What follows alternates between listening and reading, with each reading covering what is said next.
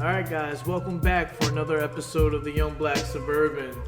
We have a very, very special guest, my equally vaccinated friend. Yes, This is the reason why I say that is this is my first podcast where almost everybody in the room is vaccinated. So it's something to celebrate. And part of your platform, which we'll get into later on, has to do with COVID health and safety. Yes. I have the great Jeff Fisher from Bristol Borough, also the owner, manager of the Bristol Borough Community Action Group. And that's how me and Jeff became friends. Jeff, before we get into our great, relationship and friendship that we're developing, tell us how you're doing. Hey, I'm doing great right now. Bristol Borough Community Action Group stayed open through the whole pandemic. My major players there are vaccinated. Yes. And we feel very comfortable with the way things are going right now. Good. Now, do you see an influx of need for the food pantry during the pandemic? I'm sure you did.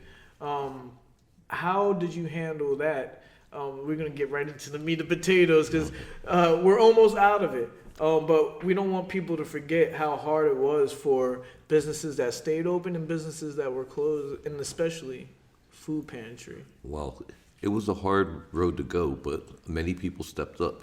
You included, Tim, because you came by and made a sizable donation, helped us keep our doors open, and other folks stepped up. And that was the thing I wasn't really sure, because everybody had kind of fallen back. Right. And then when they made it known that people were suffering, suddenly donations came from nowhere. Right. And it really put us in a position that we're able to feed people, get them quality food. One of the things I have a good relationship with is Giants Food, and the local Giants store. They have supplied fresh food, me access to things that come in right off the truck. Right. So my people aren't taking donations half the time. Half the time they're eating stuff that came in off the truck, fresh food that I'm getting from, Giants. They're saying like, here, we're giving you this much to go, just go purchase and take care of the people in the neighborhood. Nice. So they stepped up. Everybody stepped up around me. Right. And if you haven't noticed, the Bristol Borough Community Action Group is a food pantry where they do take food donations, but in order to have a place for the food to go, they have to keep the lights on. They have people that work for them. They have electricity, refrigerators that they have to keep running. So when we talk about food pantries, and we're going to talk more and more about the food, the community action group, but this is a very important thing to just say off the top. When it comes to donations, don't forget monetary donations are almost just as I'm going to say they're just as important as the actual food products that you bring, because without the refrigerators being on, that food's not going to last. True. They go hand in hand. The Bristol Borough Community Action Group is in the neighborhood where you grew up. Yep. It's 99 Wood Street. It's about a 5-minute, walk from my house. Right. And how was it growing up in Bristol Borough? How was it 60 plus years ago? Oh yeah, you want to show my age? Okay. Well, shoot, when I grew up, TV was black and white. Right. It was black and white, and we were one of the few families that actually had like a color TV when it came in. But yeah, it was a lot different, a lot more family oriented. Okay. I was blessed enough to have 2 parents in the household all the time, pretty much. My dad grew up in Bristol Borough. My family dates back to 1852 in the borough. Wow. With my maybe great-grandfather, George Fisher, who had one of the first moving companies in Bristol. I saw the house when it had a barn in the back. The mules were gone when I grew up, but he had 2 mules and a cart, and he advertised off of 431 Washington Street, and he took those mules and he moved people around. Wow. And then he helped build the church on Wood Street. Mm-hmm. It's Bethel AME. He came in and helped build that church. So there was an African Methodist church in this town somewhere in the past 1850. It was like 1800s when they actually started that. It was well over 100 and some odd years old. Right, it's still around. Still around. Nice. And I'm a member. And well, so your grandfather, Great great-grandfather, grandfather. wow, created the church that you're still in today. Yes, there was a lot of people. There was a lot of good families that came together. And also, they were funded, I think it was by a Quaker group in Philadelphia that actually said, you know, the African American population in Bristol need to have a church. So they said, here, take this. And, you know, they fronted them the building or the land or something, and they built it up from there. Right. Well, now, so that's a long time ago, but it's not that long ago. When you talk about civilization, you talk about America being America. Do you remember hearing anything about the racial climate, about your family or coming to Bristol Borough, being probably one of the first families here? Well, that whole thing was kind of funny. First of all, my dad grew up in Bristol and everybody knew him. He went off to college at Storer College, one of the few black colleges in America aside from Howard. And they went there. It's kind of like a little prestigious, little tiny, you know, African American school. He met my mom there. My mom came from Middleburg, Virginia. She raised me as a Southern boy because she came from Middleburg. So I grew up with all the good stuff, like the biscuits and the fried chicken. Yeah. That's why I have to come here and lose weight. But mom and dad met there. Mom got in at 16. My mom never saw a B ever in her life. She was straight A's in school, went to a good college at 16 and graduated before my dad at 20. Wow. My dad went there, he worked hard. I'm not saying he wasn't as bright as my mom, but he worked hard and he came in and he was a chemist, had a natural inclination. So his senior year, he taught chemistry. They got married. My dad went off to the war. They came back. He had a job at Roman Haas as the first African-American chemist in the nation. Wow. For the company. He was number one. It took him a while to get there. He first came in, they made him a janitor. For 2 years, he worked as a janitor. One time he was walking through the lab, and the chemist there, one chemist was going like, I can't figure this out. I don't understand why this isn't working. And my dad looked up from pushing his mop and said, well, if you move this over to here and you do this and this, it'll balance out. Wow. And they were like, what the heck? Yeah. And then it turned out they realized what he knew and his history, and they decided to break precedent, and they hired him as the first African-American chemist at the local Roman Haas plant that's now Dow. It had to be 1947. Nice. Because he had been back. It reminds me of a movie called Hidden Figures. I don't know if you saw that, about the first black African-American females that helped us get to the moon, astrophysicists. Actually, I did see something about that. And, you know, they weren't really taken serious at first. First, they were African-American. Second, they were females. And then when they discovered that, wow, these were the people that we needed to get the job done, boom. You know. Yeah, it seems race goes out the door when there's a need. Yeah, If exactly. there's a need, they don't care what color you are as long as you get the job done. Right, exactly. But then after you get the job done, it goes kind of back to, okay. You know how that goes. So how about your mother? What kind of career did she have? Okay, my mother was the first African-American teacher in the Bristol Borough School District. Wow. And she There's also... a lot of firsts going on here. Well, my brother John, who passed away, he was the first African-American taken in at the Courier Times by the Calkins paper. Right. And then moved into management before he passed away. So, yeah, there were a lot of firsts. I was like, now what do I do? You know, so my mom told me this, and she said it straight up, we expect a lot out of you. We went to school when black people didn't. So you just aren't going to a regular college. This is what they accepted. Said you can go to the following three schools: Harvard, Yale, Princeton. Right. And that's the expectations they set. So when I went up to the guidance office at Bristol High, they said, where are you going to go to college? I was like, Harvard, Yale, or Princeton. And they were just like, What are you talking about? Harvard, Yale? No. You better shoot your aim a lot lower. Maybe a good state college, maybe this. All the way through, I said Harvard, Yale, or Princeton. Right. After I found out about Harvard and Yale, how far away it was, I said, I don't want to go up there. Plus, those neighborhoods, I don't know. I wouldn't fit in. Right. But Princeton is local. It's 35 minutes away from my home. That's where I'm going to go. Went to the guidance office. They said, where'd you put in your applications?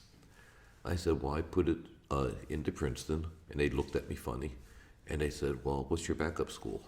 And I said, Franklin and Marshall. Mm-hmm. And they, what other schools? I said, that's it.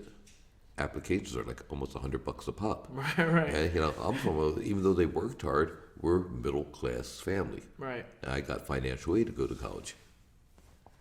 I got heat from my guidance department all through my senior year. You messed up. You're not gonna. This is gonna happen. Now you're gonna be at Bucks County. They painted a very negative portrait of my future. Mm-hmm. So when applications came in, I got my returns. I went in and I said, well, I got accepted at Franklin and Marshall. And they said, you got into Franklin and Marshall? You're so lucky. You're so lucky because we thought that you weren't going to get anywhere. I said, I turned it down. Wow. And they said, you turned it down? I said, yeah. I got early admission at Princeton for pre-med. And they could have just died. Right.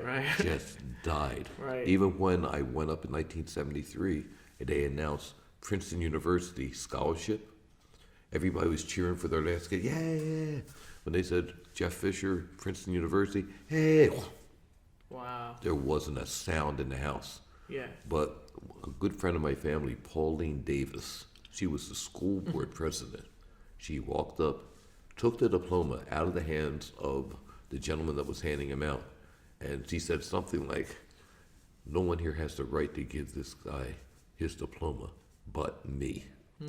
And she was an African-American, very strong. Wow. Strong African-American woman, didn't take anything from anyone, but she heard the whole crowd hush. Right. And I was just like, oh my goodness. How did that make you feel?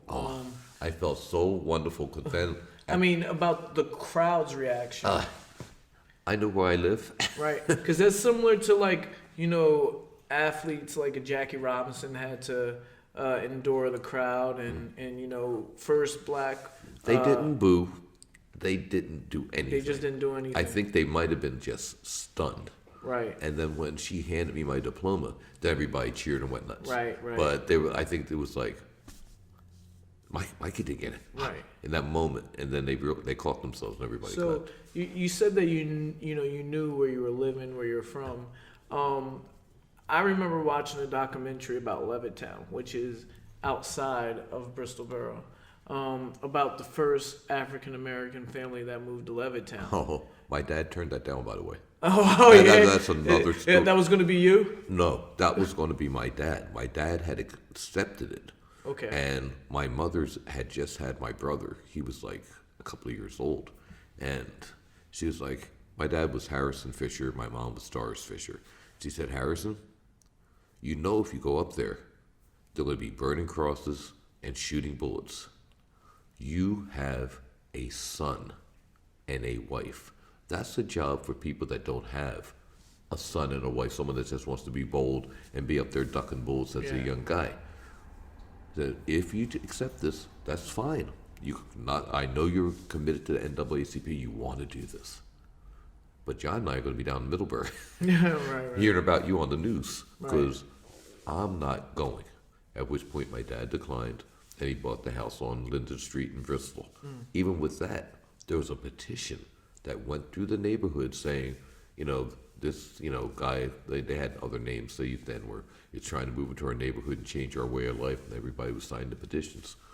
The guy next to us knew our family, and not a prejudice bone in his body. He wouldn't sign the petition, and then he let my dad and mom know, they're signing this petition against you, but I told everybody what I know about you. You're a professional, you're a college guy, and you're making more cheddar than anybody in this neighborhood. Right.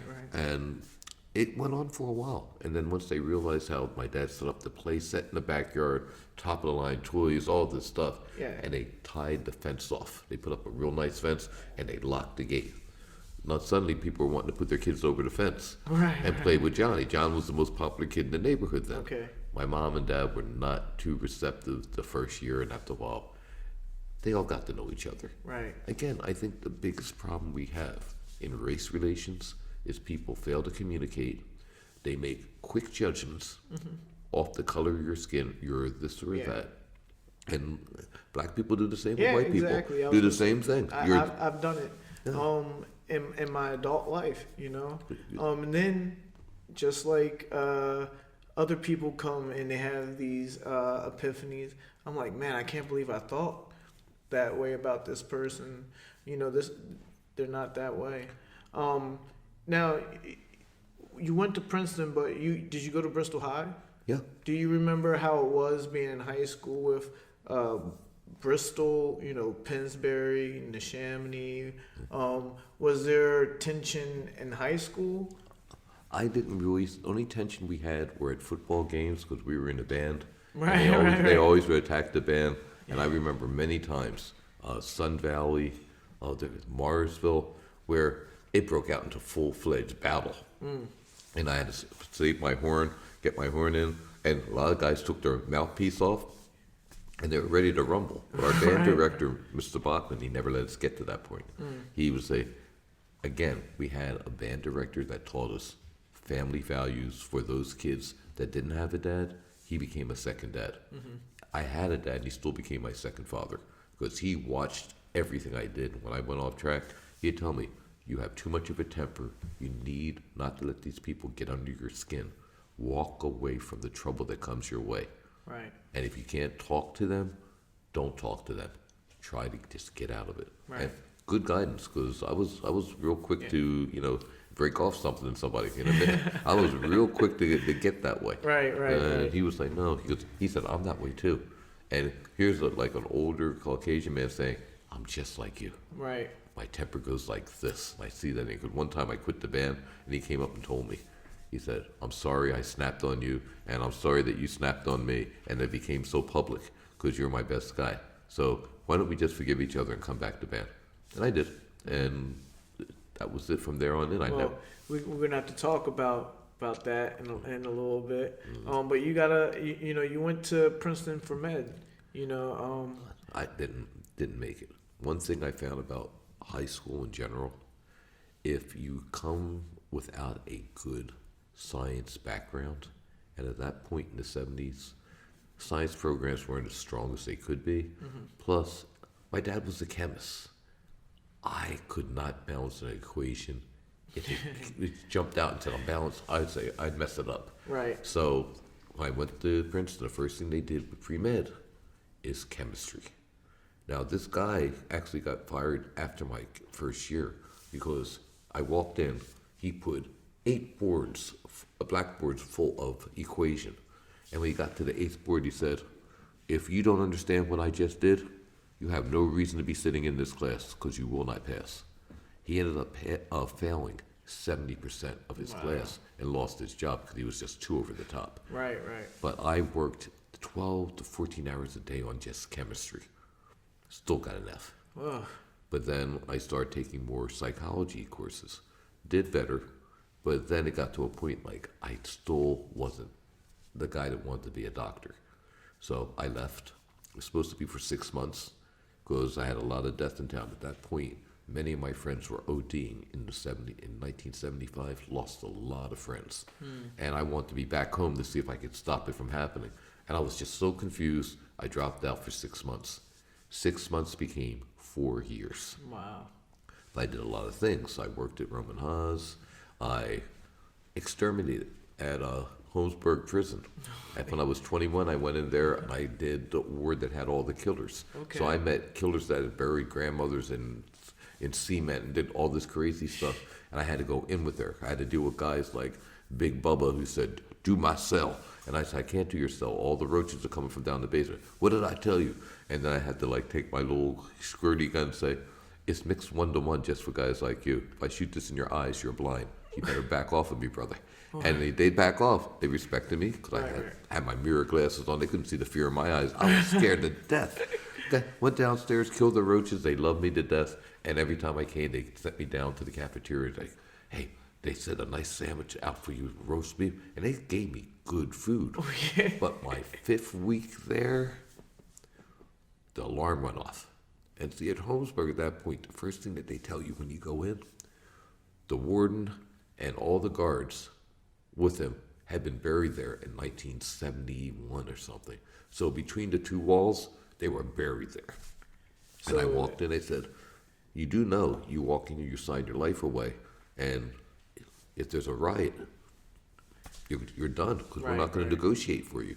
And I had to sign. 21, you're stupid. I signed off all of that.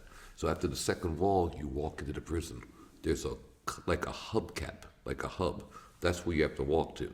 So it's like a double wheel, and you're trying to get to the hub that has all these other things going out, like spokes. And each spoke is another ward. So when you go across, they had 2 machine guns up in the thing on you, and they had 2 snipers on you. So when you walk through, don't stumble. They said just keep walking, because if you slow down, they're going to think you're up to something. You may get shot. Right. So I walked in, and they put me in there. 5 weeks, the thing went off. I was downstairs with this little tiny guard. They sent the smallest guard in with you. And this little guy was like, he was scared. And he said, like, he went off. He said, hide in here. So he locked me in one of the closets downstairs, and we were hiding behind the stuff. It must have taken about 45 minutes till they gave the all clear. Wow. He said, I'm so happy we're alive. He came up. I said, yeah, me too. I walked up to the I said, you won't be seeing me again. I said, it's been nice knowing you guys. It's been a great experience. Right. I went to the place. I took the badge off my jacket, gave him my can, and I was done. And that was enough. That was enough. And I ended up going to, at that point, to the College of Music down in Philadelphia. I took a course in composition, and I took a course in the business of music, taught by my now attorney, Lloyd Zane Remick of Remick Entertainment. He had like Grover Washington Jr. Okay. He has Kevin. He has a lot of known people. Right. So he taught me about the business of music, and I was like, I don't like it. I'm not about this. Yeah. And I stayed away from music. It's quite similar to boxing. Yeah. There's good people and bad people. Yeah, exactly. But that wasn't when obviously you were in the marching band. When did you first find out that music was a passion of yours? Well, I always knew music was a passion, but I didn't think I'd do it professionally. Right. Because my whole thing came down to, after that business of music course, I wasn't a big fan of the music business. But when I went back to Princeton, I changed my major to English, theater, and dance, because I was strong in English skills. And by my junior year, I put in for a creative path to a creative thesis. So I had to do several like small musical things. I did one thing called Neutron Man, which was interesting little thing. I used a couple of guys from town, but it was about this person that dreamed about the future, and we'd all be glowing due to toxicity and that type of thing. Right. But it kind of worked, because it was like rough theater. Did it on the very last day I could do it. I'm always that guy. Very at the last moment, came in, pulled it off with guys that are now in the band I play with. And he said, that was the most crazy rough theater. Because one of the things, when the person came in from the outside and showing the toxic stuff, he was supposed to be glowing, I didn't realize I'd be doing this on the day that it was 5 degrees outside. Oh, yeah. So when he opened up the windows at Princeton Inn, Right. and came to tell the sad story, the temperature in the place drops from 70 down to 25. So this guy talking about a bad future was chilling. Right. Naturally. And when he left, the temperature went up, and the person that was dreaming the dream woke up, and that was a bass player I worked with, a very nice young lady. I forgot, her name was Wigel. And she had the dream, she's like, looked like Polly purebred. I got up and just looked, and her eyes were all wide. And then she was like, wow. So then it goes to a band practice. I'm supposed to be waiting for her to get to band practice. And then we turned the whole theater around, got the audience like, whoa, I'm tired of people not looking at what I'm doing. And everybody's moving the stuff. Very rough theater, but had 2 songs in it, and it got me my thesis.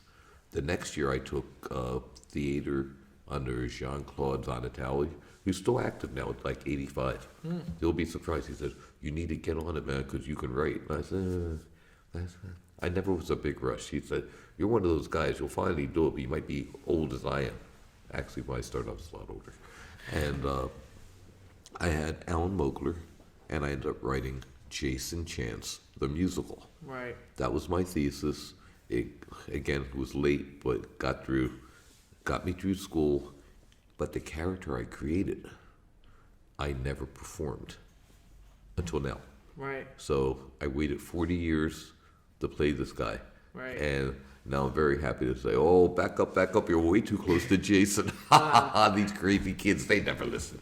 So I'm happy to play that guy now. So where did this idea of the alter ego Jason Chance come from? It just kind of popped out of me when I was writing the musical. I had always been Jason Chance. I changed that name in 1976. I was Jefferson Lynn, and I used to play like folk guitar and all these love songs and made a killing out of like Holy Family and all these places I'd like to come in at that time and sit and sing quiet love songs. And I had a thing on my chest that said "Live to Love," and it's very nice. But when I started doing more rock and roll, I made a conscious decision to call myself Jason Chance. They said, "How'd you come up with that name?" I said, "Jason, from Jason and the Argonauts and the Golden Fleece." That was one of my favorite movies as a kid when the skeletons came. I love that guy. So I took Jason and Chance. That's all the music business is. Plus it rhymes with dance. Right. So I've been that since 1976. But then when I went to Princeton, after all the courses I took, I said, let's give this guy some flesh. And instead of my Jason Chance morphed at that point. But then didn't do anything with it. I did a CD back in 1996, wasn't able to get it out in time, and then we sat on that for like 12 years, and I sent it out to a guy that I'd gone to school with. He had a record company, which I didn't know. He listened to it, the record company looked at it, and they said, let's sign this guy. And we've been working on the In America project a little bit over 12 years. Wow. So you got signed to a record deal 2008. 2008. So what were you, 50? Or I was in my 50s. You were I'm in trying your to, I gave 2008. I'll tell you 53. how was that day when you were like, wow, I'm actually, you're a professional now? Well, you already, but It didn't really, register. because it was a lot of work and we didn't have the technology at that point. So when we did the first bit of project, I was doing a lot of the Pro Tools things kind of ad hoc in my dining room, and it wasn't really getting good results, but we were learning what not to do. Right. And 2017, he gave me my own studio, piece by piece, so I could record on my own. Then that's when things started hopping. Right. We recorded down in Philadelphia a couple of tunes, and then the rest I did right up, in my house. Right. So it kind of worked. And Jason Chance is kind of to me, because I don't know if our viewers after the show they'll probably look up Jason Chance, but I've gotten a chance to meet him. He's a kind of a happy character, bubbly, encouraging. What's behind Jason Chance's personality? Well, my parents raised me on the church bench, and a lot of times you start off in church, but then you kind of fade away. And this character did all that. And at the end, he turned out to somebody that respects God, respects family, respects moral values. And he sees himself more of as a teacher. Right. That's been in my blood too. After I came out of Princeton, I spent 3 years teaching at the Hunt School of Princeton. So I had the pleasure of actually teaching Kings and Queens kids. I taught the Prince of Jordan.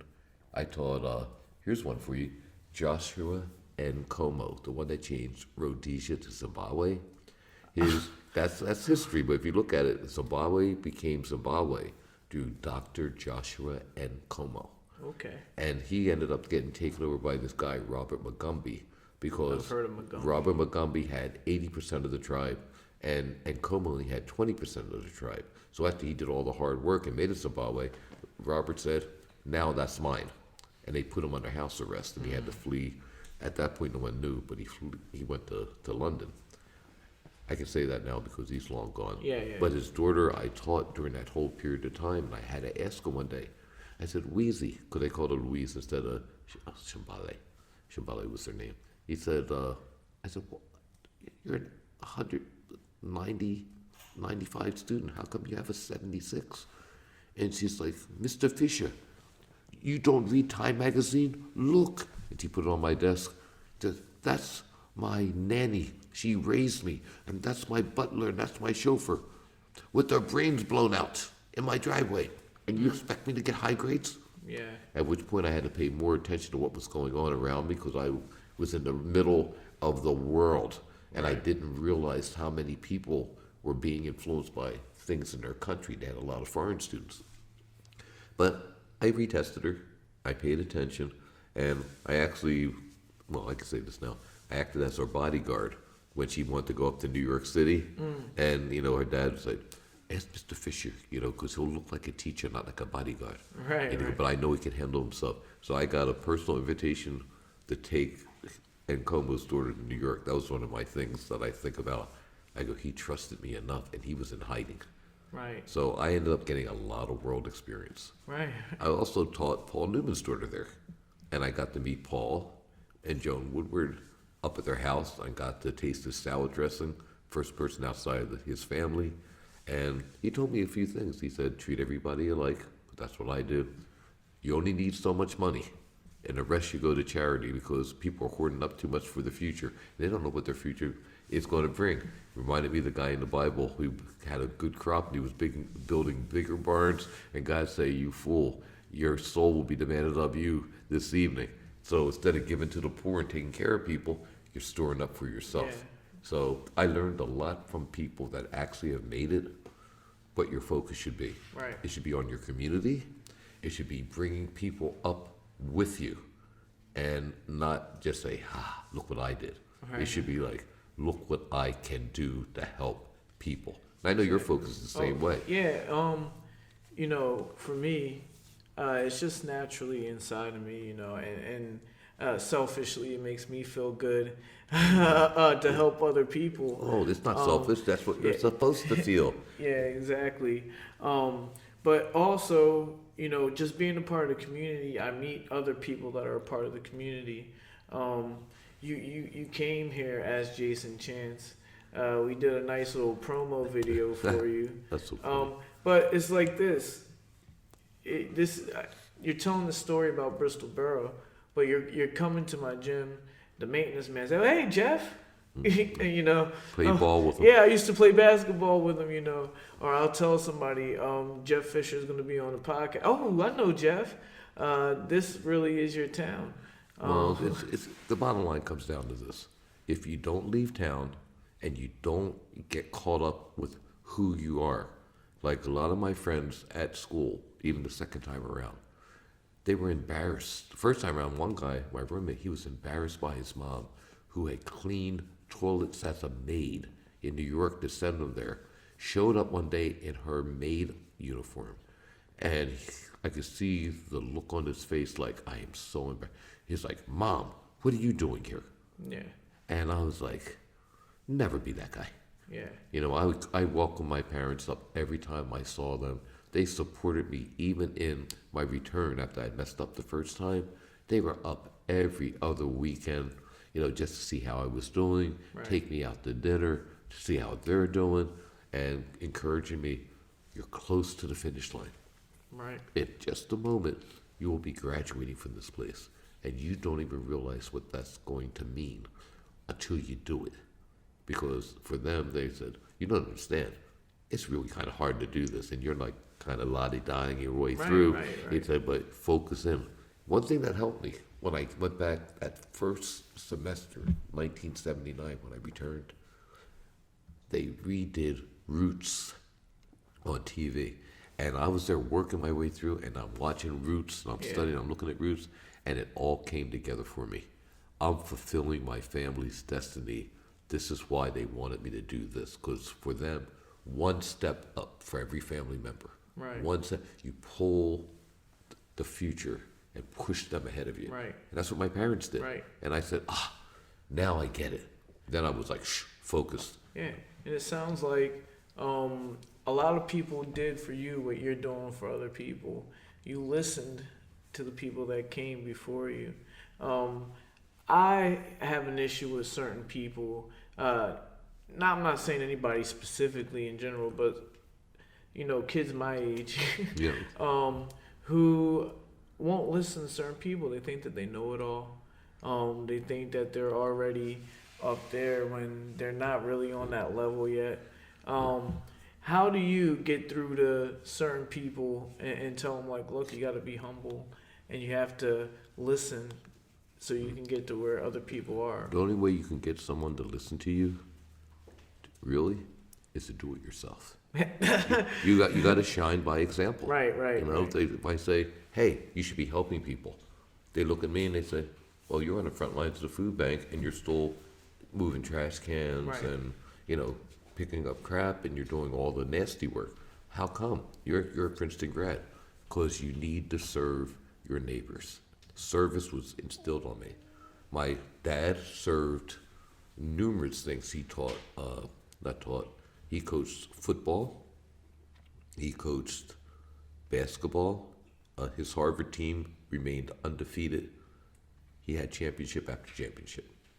Because he taught people to be a team, how to get along with one another. So his team was mixed, but they were just a team. It wasn't black kids, white kids, Puerto Rican. No, it was a team. And he did that with football, he did that with basketball, and with baseball. Until there was a lot of confusion because a lot of people didn't like the fact that he was winning so much, and he basically kind of withdrew from that at one point just due to it changed. When people were showing up and screaming about their kid. How come my kid didn't do this? They didn't do that to him, but they did that. Other teams had that going on. Yeah. Parents screaming, parents threatening. And my dad said, that's a poor example of sportsmanship to steal kids.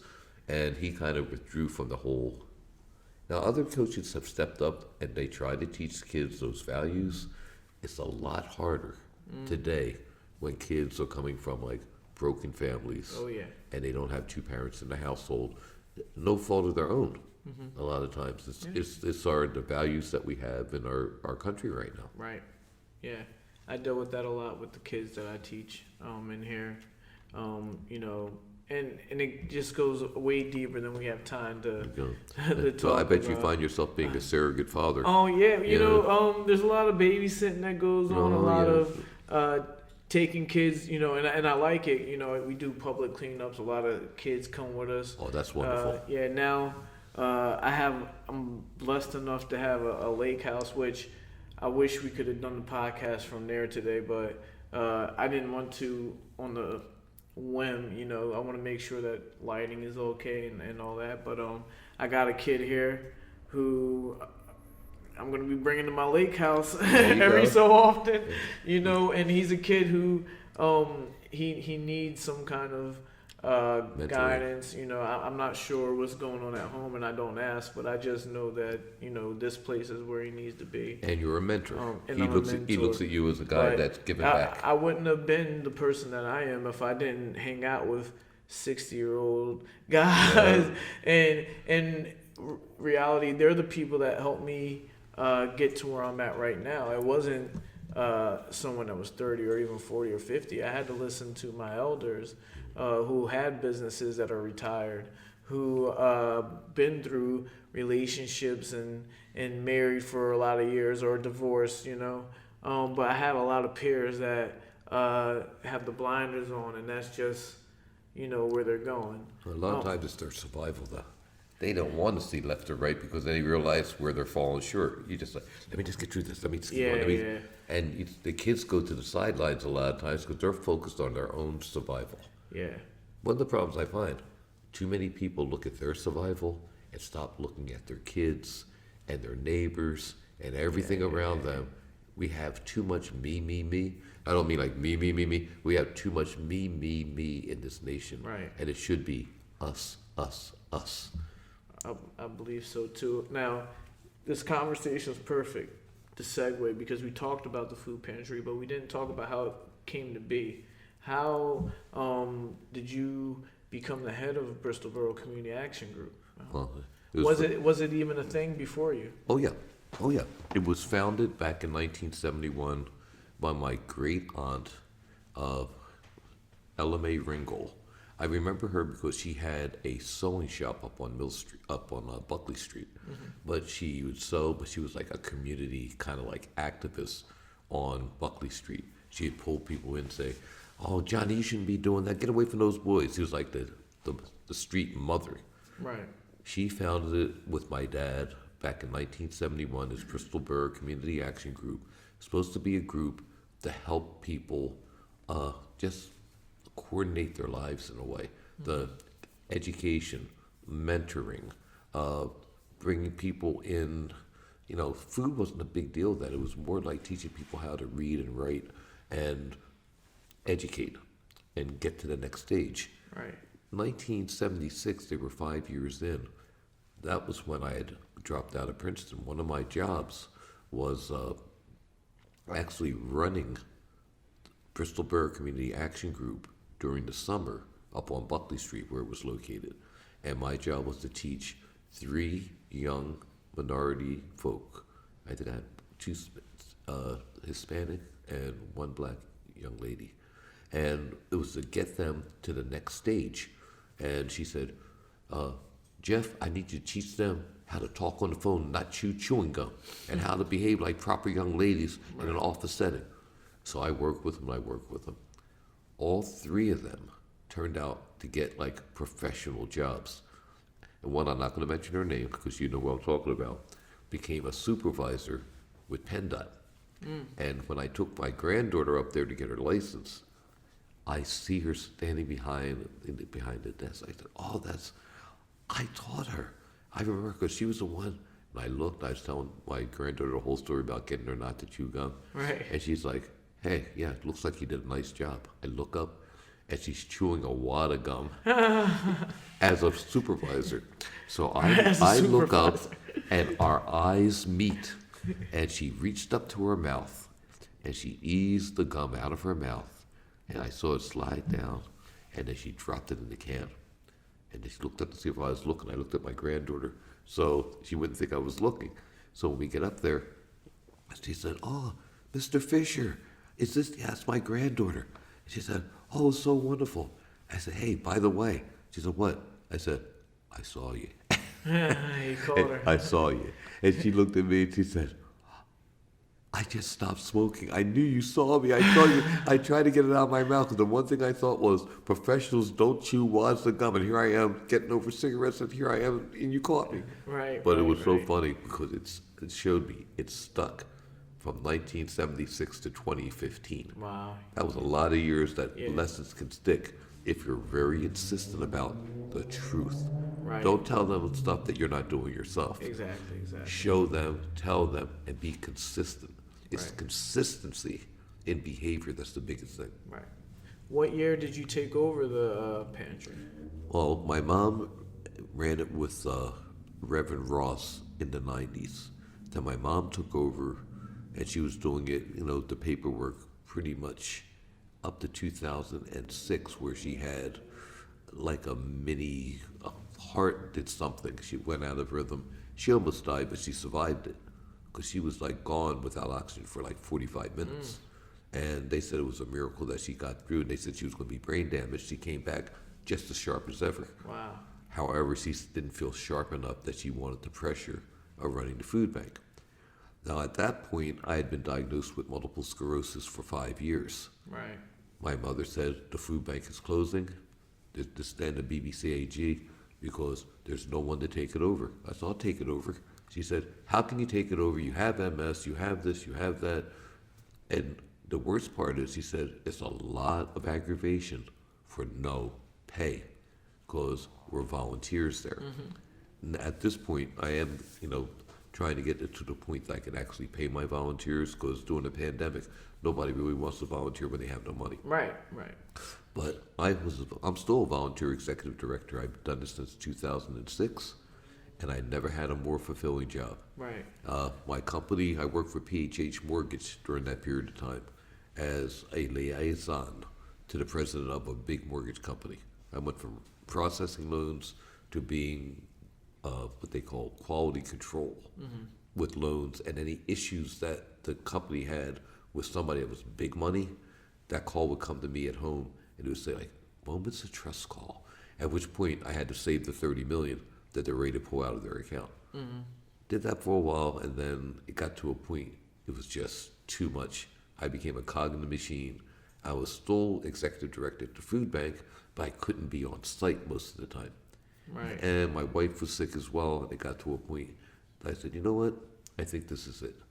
I didn't wake. I went downstairs one day after being on the phone for 3 hours with a customer, and my wife was on the floor. She had had a seizure. I didn't know how long she was on the floor.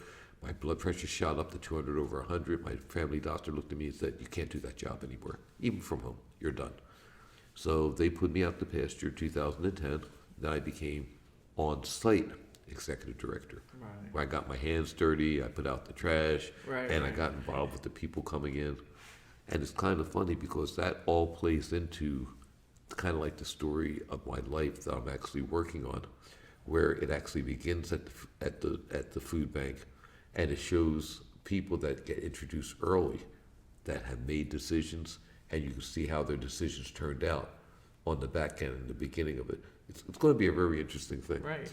But yeah, it's kind of good to be part of Bristol and not getting away from it. Right. You know, I'm not from Bristol. You know, I'm from Fairless Hills, yes. Oxford Valley area, where I lived in a big condo. You know, growing up, my dad had a little bit of money. He moved us up here from. I was 1 when he moved us from South Philly, so I don't have any memory of that. But my son's 11. The last 12 years, I've lived in Croydon. It took me until 3 years ago I've driven through Bristol Borough, Yeah. but I never had any roots here or anything. It took me until I opened up this gym to really be a part of the community. It's only been 3 years, and it's funny that your stage name is Jason Chance, because it's by chance that me and you got together. I was throwing a benefit already for charity, a bowling benefit. Yes. And I had no idea. I knew I wanted to do something for the community. I had no idea. So I just started Googling places just to see, you know, this place looks like they might need something, or this place looks like they might need. I did call somebody before I decided to go with you guys, and it sounded like the donation wouldn't have been used as well as I would want it to be used. I wasn't quite sure, so I ended up calling and asking if you guys would take. And it was a female. I'm not sure That had who to be answered my the wife. phone. And I said, "Is it okay if I do this charity in your guys' name and bring in money for you guys?" And now that I look back on it and know, you know, how the things work, I feel stupid for even asking. But they were like, You gotta "Yeah." do that. They seemed like I was like, well, "Yeah, what are you asking us for? Go ahead." Hey, you have to understand something. I'm used to that happening at the food bank. Right. God has blessed us so much. We'll be running out of money. Oh, what's going to happen? I'll say, God will provide. And someone will come in just like you and say, "Hey, would you mind if I gave you $1,000? Right. No, I'd appreciate that. Okay, here you go. And then I can buy food and get things caught up. Right. I have never asked anyone for money. Right. I don't do that. I have a guy down in Florida who grew up in Bristol, lived across the street from me. He calls my mom his second mom, and he's Polish. Right. And his last name is Glukowski, and we've been like brothers my whole life. Mm-hmm. When this started, he already was in the music business, running record companies, doing all this stuff. He said, "I want to give back. I'm going to create a website called givebucks.org, and that money will all go to the food bank." And he said, "That will keep you going if we do it right." Right. And he's been doing that for, 2008. it's been like 12 years he's been my CFO Right. and helping with the financial part of it. And he doesn't ask either. He just has the website up there and will point to the website and people donate through the website. Right. And we stay pretty well funded between individual donors such as yourself and people locally. Right. And people give to give bucks. But the bottom line is have been able to stay funded and give people more. Now the next step is to grow the food bank. This whole music project that I've been working on is to take the food bank from where it is Okay. and move it into a location where I can have a homeless shelter because we don't have enough beds for the homeless.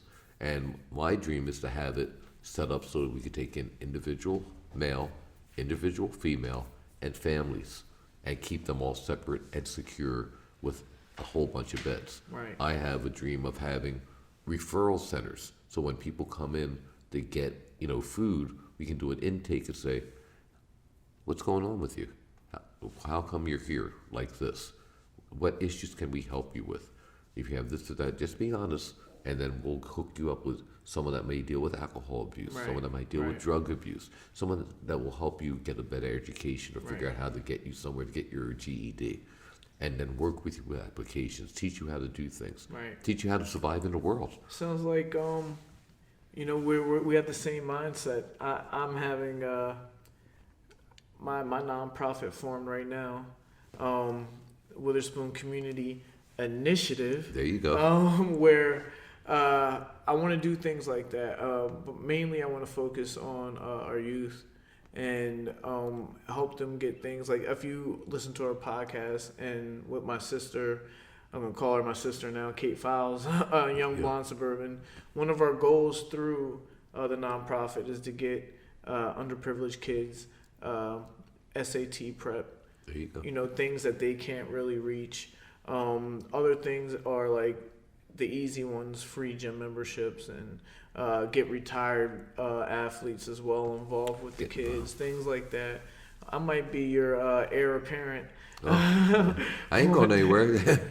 I ain't going anywhere yet. Don't. I know. But look, just remember me. When you're ready to, go on the beach and sip pina coladas. Hey, it's good to know that someone actually is taking that type of interest Yeah. for minority kids because, Right. again, they're starting off with a disadvantage. And I guess it's been made pretty evident recently, the disparity that there is as far as how minorities are treated and opportunities are given versus, non-minorities. Yeah. And it's something that we all kind of felt growing up, that we're not treated exactly the same. But now it's a matter of, that's why income is lower, because education is lower. And it's like a whole set of two systems working here, one for minorities and one for non-minorities. And I like the way that we're trying to move to unity. Yeah. Everybody should be treated the same. And there are programs that are actually based on bringing up the median income in low income areas, whether you're black or white. Right. Poor is universal. Yeah, definitely. But the disparity is there, and I just yesterday had a conversation with one of my clients who happens to be African American, like from Africa, her family, but she's American, and she said, "Wow, you got a lot of Caucasian people at your gym," and I was like, "Yeah, one thing that I noticed being a gym owner now is that Caucasian people have more disposable income than African Americans do. A lot of it's just because I'm the one that's taking in the money. I kind of I see, You can see it. who struggles to pay, who pays early. Those little things you start to build analytics of, and I started to notice that just certain people have more income to do certain things with. Also, though, as a minority, some of us, we have to do better as well because we don't prioritize our money sometimes in the right way. We'd rather do material things than take care of our health, or spend money on things that you don't necessarily need. Like cigarettes. Yeah, Had to get that in. but that's that in both of those situations. That comes in all cultures, but I see it very prevalent as an African American business owner. The difference of who can afford certain things and who has trouble affording certain things, but. That's why, as being only, and you're running a business, a nonprofit is a business. There's not that many of us in this town that are running businesses. So it's funny. I don't even think about that as running a business, but it is. It is. I'm doing the paperwork. I'm doing all the stuff. I'm Yeah. doing all the, but I don't think of it because it becomes so much second nature. This is what I got to do to feed people. Right. It's not like I'm running a business. Yeah. My wife and my wife's the pastor. One of the transitions I had from the time I was younger and now from the first time I put out music in 1996 to now is that this month, May 18th, I'll mark 25 years of marriage, silver anniversary, and my wife was called. Congratulations. Thank you. My wife was called to the ministry like in the middle of the night. Like, psh. I woke up, my wife was downstairs reading the Bible. And I was like, what's up with that? Yeah. Because I used to get out there a little bit. She said, God called me and I answered. Blew my mind. I was like, phew. Next thing you know, she's an ordained pastor and doing the nursing home. And then she got sick. And then she said, you're up. I said, what are you talking about, Wills? I'm up. What do you mean I'm up? She said, God called me and you're my associate pastor and I can't stand to do the sermon, so you need to do the sermon. I had just been singing at that point. Right. And I went up and I went to the place and I said, Lord, I don't know what to say. My wife had all these well-sculptured, scriptures. And I just walked up, I looked at her scriptures. I said, I don't think I can get through this. And God said, just do you. Right. And I went up and I read one scripture and next thing I know, it was a half hour later, 40 minutes later, and everyone said, that was the most wonderful sermon. How'd you do that? I said, I don't remember what came out of my mouth. And I still don't. When I preach, I don't understand what comes out of my mouth. You walk up willing, you open up your heart, and next thing you know, you're doing your sermon. Right. So that kind of transitioned the way that we lived in general. And we're raising a grandchild. So we took all that time off to kind of make the food bank a place, even though it's not a 501c for a church, we look at that as our ministry. Right. Where people come in, we want them to leave uplifted and spiritually fed as well as physically fed. Mm-hmm. And it seems to be working out that way because we try to give them the best possible food. Yeah. We tell them they are somebody. Yeah. And the main thing is you're a child of God. You should look at yourself as a child of God. And if you look at yourself through God's eyes that you are a loved person, and we show you love, it can't be worse. You can't leave worse than how you came in. Right. We want everybody to leave feeling better about themselves and about life. I need you to, my assistant couldn't be here today because she took her mom away for Mother's Day, but we call her Sister Brandy. She's what did you say, an ordained minister. I'm not ordained. I got called. You got called. I got called. Okay. Well, you know what? I don't know if she's ordained either. But she is a minister, and we talk sometimes with her having writer's block. She doesn't know what to say for her sermon sometimes. You probably be a good person to just have a conversation with her and talk to her about that. Yeah, listen to what God's saying. Open your mouth. It's very well, simple. Hopefully she watches her boss's podcast and she gets that information. Yeah, I mean, the bottom line is I have none of that. I hadn't, now, the past year, spent an intensive amount of time reading the Bible in the morning, basing my life around God, because I know one thing. There's no way in the world you get to fulfill a record deal nationally at 65 years of age with 20 years of multiple sclerosis where they told you should have been in a wheelchair back in 2001 and getting stronger every day. Right. That does not happen. Right, I know it's not natural. I claim nothing but the fact that God has blessed me. As my character Jason Chance says, oh, God be very, very good to Jason.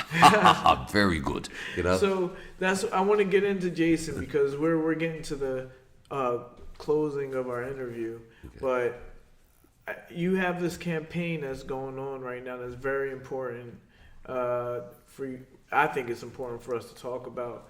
What's your new campaign along with the video that's coming out? Okay. Or it came out, it already dropped. Well, the first one that came out was social distancing. Right. And that was just something to tell people it's not quite over yet. If you keep hanging out together, it's going to go longer than it needs to go. So you need to back up from Jason, at least 6 feet. Oh, these crazy kids, they never listen. And it talks about don't be gathering. It's just basic stuff. You know, there's things that indicate you should have your mask up and all that type of stuff. But in the next video I'm working on right now, we just signed, actually, it was crazy. It happened 3 o'clock this morning. We signed this guy, Christopher Beza. He is a award-winning and nominated videographer, director from out in Burbank, California. And they got him to do my next video in America. And I was working on the storyboard last night. Mm-hmm. And this is the flagship one with a real director from Hollywood and being in a position to actually talk about America. And the big part in this song is talking about the future. Mm-hmm. It talks about what we've done in the past. It talks about how we survived 9/11. But it goes to a part in the middle that says, let's strive to do what's right. Keep hope's light shining bright. Hope's such a lovely sight to see.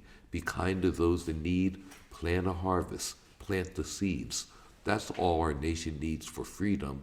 True freedom in America. Now, are these lyrics of the song? Yes. Are you the singer of the song? Yes, I am, and the writer. Well, can we get a little live version? Let me see. Or how about this? Give us your best, your favorite Jason Chance song. Well, in this one, in America, I'll stick with that. That one has, the middle part says... Because people they know Jeff, but I didn't, and I was going to say that earlier, like when I did call up and then I actually did give the donation, then me and you had like an hour-long conversation. You called and we talked back and forth. But I didn't have any idea of your musical talents. Your granddaughter, when you guys came to the gym, had no idea. Well, she knew that you were in music, but she had no idea that you were doing what you were doing. I heard you sing, and I'm like, wow, this guy is musically inclined. So this is people all over. I thank my music teachers from Bristol High. I thank Kenneth Bachman. I thank Susan Hickey, all the ones that actually said, don't listen to them. You got something to give. Right. But I always had people like, there's always a naysayer. Yeah. But my music people were all positive. Phyllis Naylor, who's getting close to 100. She marched in that Women's March last year. She was on TV because she was the oldest person there. She encouraged me in theater and all that type of stuff. So, true, everything I am was where we started, based in some of the people that reached out to me in Bristol and saw me not as anything but a person. Right. Not anything other, not a black person, not a different. Right. No, a person. And they love me as such. Good. Now, my favorite song, I like it in America, which says, let's strive to do what's right. Keep hope's light shining bright. Hope's such a lovely sight to see. Be kind to those in need. Plant a harvest, plant the seeds. That's all our nation needs for freedom. True freedom in America. Built on a faith preserving, a faith that keeps our nation strong. In America, we will survive, keep moving on. We will survive, keep moving on. God bless us all, we're moving on. Nice, thank you.